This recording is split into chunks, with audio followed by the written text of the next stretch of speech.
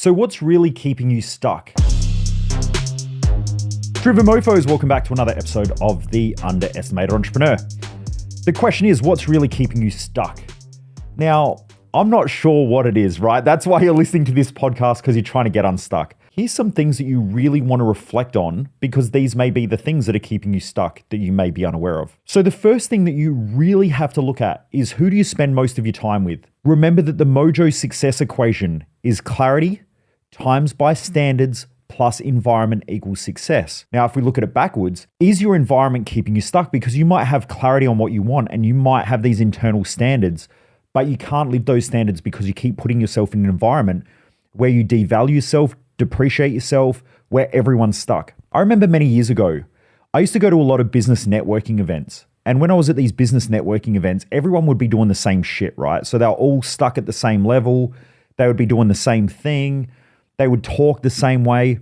And only recently, I actually had this conversation with a trade-based business owner here in Australia. And they said, we're going to this mastermind where we're all like in the trade-based business. And I said, okay, well, that's cool. Like, it's good that you're learning. It's good that you're growing. And I said, but the thing is if everyone's doing that, right? Like if all your industry, let's say you're in the electrical business, if you're there with electricians, plumbers, and a couple of other like builders and so on, how many builders, plumbers, and electricians do you know that are crushing it in marketing?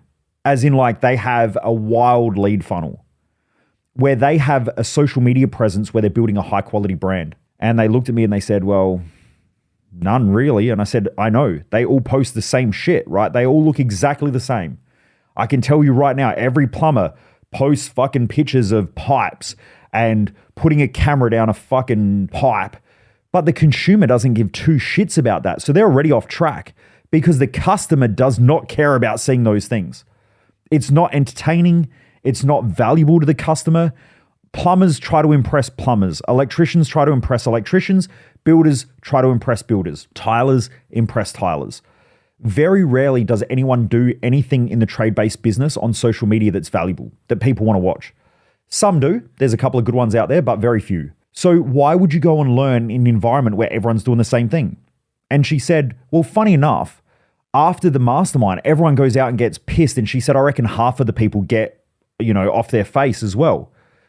And I said, that's great. That sounds like an amazing place to be, where you're with a whole bunch of average motherfucking tradies who are all business owners, who all do the same shit as everybody else. And then they all go out and get drunk and off their face, with drugs after the event. Sounds like a great place. That sounds like you're really going to crush it above the average. And I said, look, you can do what you want to do, right? But if you want to be average in your industry, go and do shit like that. Now, I'm not saying that there's anything wrong. Like, I'm glad that they're learning. I'm glad that they're developing their skills, because that's what they should do. But my point that I'm trying to make is that you become the sum of the people that you hang around. And if the people that you hang around are average as fuck and all stuck with the same problems, how are you going to outgrow it? That's a massive problem. And that's what most people do.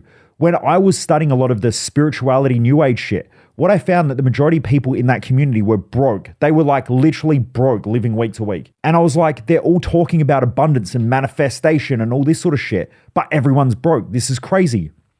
When I was in the fitness industry, the majority of people who were going to the gym, they were broke as well. And I was like, okay, so they talk about health, but at the same time, they're not really that mentally healthy because they can't even afford to eat properly because of, they just don't make any money. Then I got into the business space. And I see all these fat, overweight business owners that have torpedo tits and haven't seen their winky for years. And I'm like, these people aren't who I want to hang out with. So what I did was I had to create my own business mastermind to make sure that it was different. And I said, right, these are the standards. We're all fit. We look after our health. If you're part of that and you're overweight, that's great because you're coming in like that, but that's not how you're going to finish here. You're going to finish here healthy, fit, looking after yourself. So when business owners sign up, one of the first things that I do is I start to get them onto a gym program and I start to get them onto a nutrition plan because they have to look after themselves. If you're tired, burnt out, and eating shit as a business owner, you are not getting the best out of your own mindset and you are not getting the best out of yourself. You are going to lose your confidence. You're going to hold yourself back. And yeah, you might be crushing it compared to the general public with confidence, but your confidence is not going to reach its peak when you are fat and overweight and feel like shit about yourself. Just like there are some people out there who have wild ability to hold themselves accountable. So they have amazing accountability and they're super disciplined. But what will happen is if you're eating shit food, your discipline might be at a 30% cap. So you're capped out 30% before your maximum. If you just cleaned up your diet and looked better and felt better, your confidence would blow through the roof and you would spank people in your industry. Just like if you're, in the health industry or things like that, being broke isn't a prerequisite. That's just shitty business practices. So you've got people who are amazing at health, but really shit at business. And so they've got to learn business skill sets. So what we do is when we get those people come in, not only do we look after their health, but we start to help them set up their business foundations and all of the things that they need so that they can grow and leverage their business. All of these things are super important in your own life. If you don't put yourself in the right environment, it is almost impossible to really reach your potential. You have to hang around the right people. I was recently talking to one of the guys in Business Growth Odyssey. Well, actually, he's one of my clients, right? So what happened was I was sitting there, it was a couple of days after Business Growth Odyssey, and I get a text message. And on there was a financial figure. He'd screenshotted a financial figure and it was just over $50 million. And he said, mate, when I started with you, our goal was $50 million 2 years ago. Now they had grown on the financial statement. They were up I think it was 80 or 70 or 80% within the last 12 months. And he said when we first started with you 2 years ago, this was just a pipe dream. We just made up the number and said, that's what we're aiming for. And then we worked towards it. But we had no idea that we were going to hit it. And this was the message that he sent me. When I saw that message, immediately I went, holy shit, he's crushing it financially. I need to step up. Where am I lacking here? And how do I step up? So the people that you hang around are going to create accountabilities where you're going to step up. Now, most loser drop kicks in our society, when they see shit like that, it makes them feel disempowered. It makes them feel like they're not good enough. It brings up all their past trauma, all of the shit that they haven't dealt with in their own mindset and their emotional state because they just avoid it and probably use a whole bunch of drugs and alcohol and shit to deal with that stuff or food. And then what that does is it comes up as resentment. When they see other people achieving, they look at that person and they go, fuck them. They must be doing something illegal. They must be doing something dodgy. If your friends are like this, if your family are like that, they are shit people to hang around. I'm sorry to say it, but they are shit people. And they're shit people until they change their mindset to become a better person, right? People don't like me saying this, but the truth is, if people around you are judging and criticizing people who are achieving, they are shit people. And they're shit because they won't take the responsibility of stepping up and creating something better in their own life. So they find it better to rip people down around them. And that's just fucking shit way of living.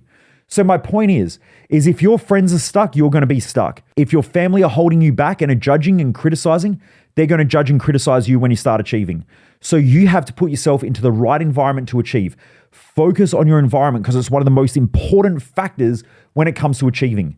If you hang out with people who are crushing it in different areas, like if you're around people who are doing well in marketing, you're going to learn off of them way quicker. This is why I bring experts into our Business Growth Odyssey. I bring those people in because when you listen to them, you're like, shit, I got to tighten up my marketing. The last Business Growth Odyssey, I set a challenge for everybody with their marketing. And the majority of people in there are now starting to market more effectively on Instagram, and they're starting to get more leads. They're starting to get more people who are taking notice and sending them resumes. And they're not using the same shit systems that everybody else is using. In Australia, there's a hiring or recruitment company called Seek. Most shit people use Seek in order to try and get staff. But the problem is if you're looking for staff on a recruitment platform, why are they looking for work? You should be headhunting people, or people should be coming to you and saying, hey, I will leave my current job to work for you because you are way better than where I'm currently working. You need to think outside the box. You need to do things different. And you can't do that when you drop your standards or lower your standards to fit in. Now, if you're the top dog in your environment, you're already maxed out. Like if you're the top dog in a bunch of losers, you're still probably a loser. So it's time to be the bottom dog in a group of high performers and high achievers because that insecurity will drive you for greater success. That's what you want. You want to find people who support you. Like I love the fact that our community, I got a message the other day, someone in our community bought a brand new car. They showed it to me. They sent me a message and said, check out what I just bought. I was so stoked for them because they're raising their standards in their life. Now, I'm not saying that everybody should go out and get a car because some fucking asshole is going to clip this section and go, oh, well, it's not just about cars, it's no. I get it, but it's about raising your standards. So if your business is crushing it, go out, buy a car. Don't be one of those shitty business owners who lives like a poor person so that then they can create large amounts of wealth because they're trying to hide it from staff. That's such a shitty fear-driven response, right? If your staff aren't motivated and enthusiastic by you doing well, and you're not motivated by helping them do well, then you're a shitty boss, you're as shitty as a business owner, and you've got shitty staff. That's the truth. When I bought my McLaren, Most of the staff that I had at the time, they were fucking stoked. They all wanted to come for a ride, all of that stuff. Now, yeah, there were some of them who were like, oh, if he's buying that, how come I'm not making more money? But they're entitled people. I don't want them working for me. The faster I can get rid of them, the better. The environment that you create and the environment that you consistently put yourself in will be a massive barrier, or it'll be a massive slingshot forward in your own life. So you decide how you want to operate. But if you're stuck with your results, it's probably because you're not putting yourself in the right environment with the right people to win.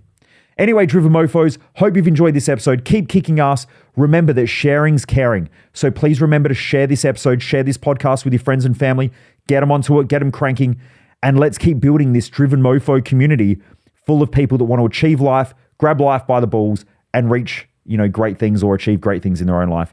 Anyway, Driven Mofos, have a great day. I appreciate you all. Keep kicking ass. Most people waste their life, and I just don't want you to be one of them.